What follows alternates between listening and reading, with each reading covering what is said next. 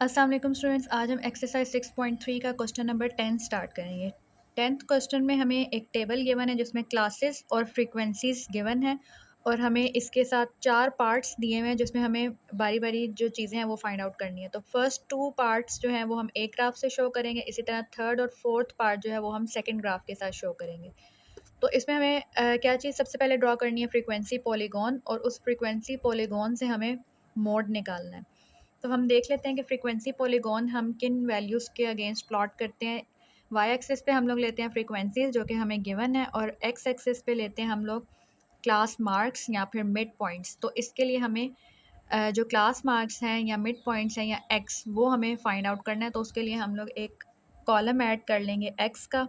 और एक्स किस तरह से फाइंड आउट करते हैं, क्लासेस में से 20 + 30 divided by 2 25, 30 + 40 divided by 2 35, 40 + 50 divided by 2 45।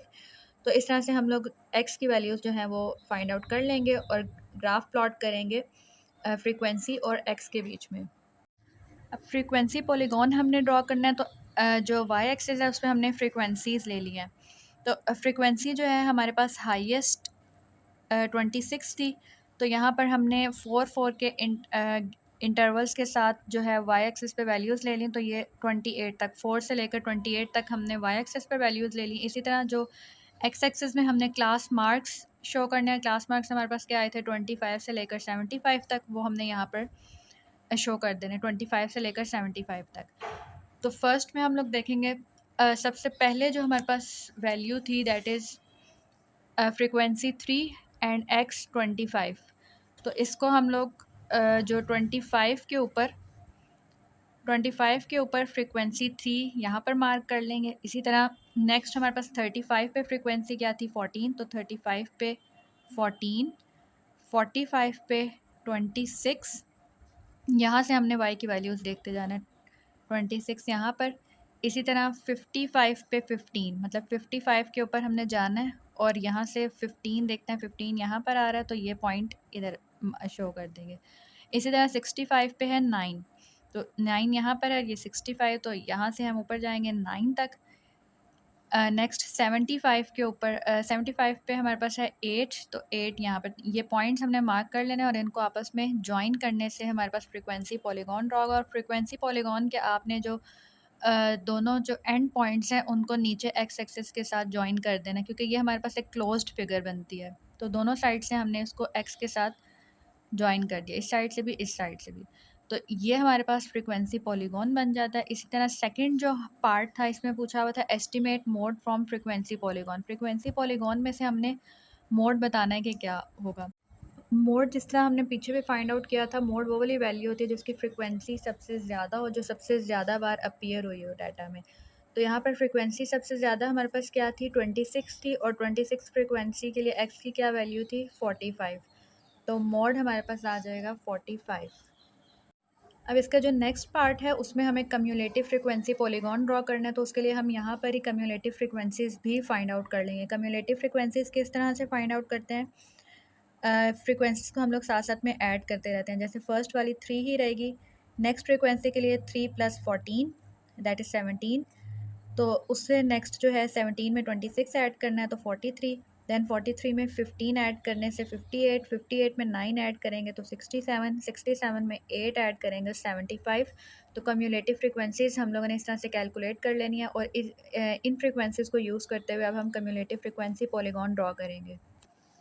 Third part में हमें कम्युलेटिव फ्रीक्वेंसी पॉलीगॉन ड्रॉ करना है, और फोर्थ में estimate median and quartiles from cumulative frequency polygon. तो फोर्थ पार्ट को हम बाद में देखेंगे, पहले हम कम्युलेटिव फ्रीक्वेंसी पॉलीगॉन ड्रॉ कर लेंगे।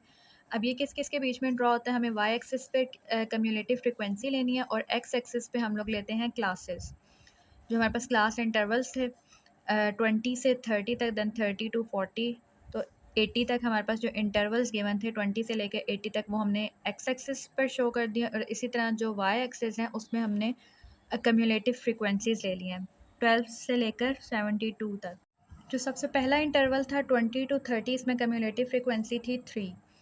तो यहाँ पर 30 के ऊपर हम लोग 3 तक जाएंगे, वाई से हम देखेंगे 3 यहाँ पर आ रहा है, तो यहाँ पर एक पॉइंट मार्क कर लेंगे क्योंकि 20 से 30 तक हमारे पास कम्युलेटिव फ्रिक्वेंसी 3 थी। इसी तरह नेक्स्ट जो 30 से 40 कम्युलेटिव फ्रिक्वेंसी थी दैट इज़ 17। तो 17 हम यहाँ से देख लेंगे, 17 पॉइंट यहाँ पर आ जाएगा, तो 40 के ऊपर आ जाएगी हमारे पास कम्युलेटिव फ्रिक्वेंसी 17। 50 के ऊपर हमने जाना है 43 तक। 50 पर हमारे पास कम्युलेटिव फ्रिक्वेंसी है 58, जो कि यहाँ पर हमारे पास होगी 58, ये इधर पॉइंट आ जाएगा। देन 70 पे हमारे पास कम्युलेटिव फ्रिक्वेंसी है 67, तो 67 यहाँ पर पॉइंट होगा। और जो लास्ट 80 है उसमें हमारे पास मैक्सिमम कम्युलेटिव फ्रिक्वेंसी थी 75, तो 75 हम लोग यहाँ 72 के बाद यहाँ पर शो कर देंगे 75। अब इन तमाम पॉइंट्स को हमने जॉइन कर लेना है, तो हमारे पास क्या बन जाएगा, कम्युलेटिव फ्रीक्वेंसी पॉलीगॉन। अब जो हमारे पास फोर्थ पार्ट था उसमें हमने इस ग्राफ से मीडियन और क्वार्टाइल्स फाइंड आउट करने थे। क्वार्टाइल्स क्या होता है कि हमारे पास जो भी ग्राफ ड्रा होगा उसको हमने 4 इक्वल पार्ट्स के अंदर डिवाइड कर देना है। तो उसके लिए हम लोग 3 वैल्यूज़ लेते हैं। सबसे पहले n, ये हम लोग y एक्सिस से देख रहे होते हैं, n 75, then 3n/4, then n/2 and n/4। इससे क्या होगा कि हमारे पास जो ग्राफ है वो 4 पार्ट्स में डिवाइड हो जाएगा। तो सबसे पहले हम लोग ये वैल्यूज़ देख लेते हैं कि इनकी क्या हमारे पास वैल्यूज़ आती हैं, और उसको हम लोग y एक्सिस पर फाइंड आउट करेंगे। n हमारे पास हो गई जो मैक्सिमम वैल्यू है, मैक्सिमम कम्युलेटिव फ्रिक्वेंसी है, दैट इज़ 75।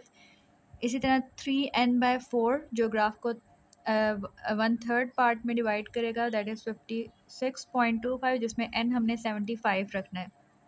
n/2 क्या करेगा, ग्राफ को 2 पार्ट्स में डिवाइड करेगा, तो ये हमारे पास बन रहा है 37.5। इसी तरह n/4 जो हमारे पास फोर्थ पार्ट होगा दैट इज़ 18.75। तो ये तमाम वैल्यूज़ हमने वाई एक्सिस पर देख लेनी है। जैसे यहाँ पर हमारे पास n पहले 75 था, n 75, यहाँ से हमने आगे जाना है जहाँ तक ये लाइन हमने जो ग्राफ पॉलीगॉन ड्रॉ किया था उसको इंटरसेक्ट करना चाहिए, वहाँ पर हमने उसकी करस्पॉन्डिंग x वाली वैल्यू फाइंड आउट करनी है।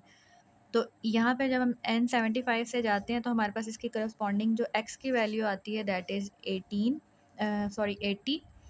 इसी तरह 3n/4 जो 56.25 है, तो यहाँ पर है 56.25। इससे आगे हम जाएंगे जहाँ तक ये पॉलीगॉन को इंटरसेक्ट करेगा, इसमें हमने करस्पॉन्डिंग वैल्यू देख लेनी है x की क्या है, तो ये अप्रॉक्सीमेटली 61 62 तक है। इसी तरह हमने n/2 जो कि 37.5 था, यहाँ पर देख लेना 37.5 अप्रॉक्सीमेटली यहाँ पर पॉइंट होगा। तो यहाँ से हमने आगे जाकर पॉलीगॉन तक देखना है जहाँ पर ये इसको इंटरसेक्ट करे। तो इधर हमने x की करस्पॉन्डिंग वैल्यू देख लेनी है जो अप्रॉक्सीमेटली 50 बन रही है। इसी तरह लास्ट में n/4 वो क्या है 18.75, तो 18.75 ऑलमोस्ट यहाँ पर पॉइंट आएगा। तो इसमें हमने करस्पॉन्डिंग जो x की वैल्यू है वो देख लेनी है, दैट इज़ 41 42 अप्रॉक्सीमेटली। तो इससे n/4 से जो है हमारा Q1 आ गया, यानी क्वार्टाइल 1। इस तरह n/2 से क्वार्टाइल 2, 3n/4 से यहाँ पर हमारे पास क्वार्टाइल 3 आ गया, और n से हमारे पास आ जाता है Q4 दैट इज़ क्वार्टाइल 4। तो इससे क्या हुआ कि हमारा जो ग्राफ है वो 4 पार्ट्स में डिवाइड हो गया। अब इनमें से मीडियन कौन सा होगा, मीडियन हमारे पास क्या होता है, जो भी हमारे पास डाटा की मिडल वैल्यू होती है। तो यहाँ पर जो अगर हम ये वाला देखें n/2 वाले रीजन को, तो इस क्वार्टाइल ने ग्राफ को 2 इक्वल पार्ट्स में डिवाइड किया। तो यहाँ पर जो हमारे पास करस्पॉन्डिंग x की वैल्यू आएगी वही हमारे पास मीडियन होगा। तो यहाँ पर जो हमने x की वैल्यू देखी थी वो थी हमारे पास अप्रॉक्सीमेटली 50। इसको हम लोग अप्रॉक्सीमेशन में लिखेंगे क्योंकि ये वैल्यूज़ आपकी चेंज हो सकती हैं। जब आप इसको ग्राफ पेपर पर ड्रॉ करेंगे तो आपके पास एग्जैक्ट वैल्यूज़ आ जाएंगी, इसलिए मैंने यहाँ पर इसको अप्रॉक्सीमेटली लिखा है कि मीडियन इज़ अप्रॉक्सीमेटली 50। इसी तरह फिर हमें क्वार्टाइल्स का भी साथ में लिख देना है। क्वार्टाइल्स जो है वो करस्पॉन्डिंग x की वैल्यूज़ हमने लिखते हैं। जो फर्स्ट हमारे पास क्वार्टाइल आया था वो अप्रॉक्सीमेटली 41, सेकंड क्वार्टाइल जो है वो मीडियन ही है, तो क्वार्टाइल 2 या फिर मीडियन हमारे पास अप्रॉक्सीमेटली 50, और क्वार्टाइल 3 जो है वो हमारे पास अप्रॉक्सीमेटली 61 कह सकते हैं, और क्वार्टाइल 4 जो है वो 80 जो हाईएस्ट वैल्यू थी।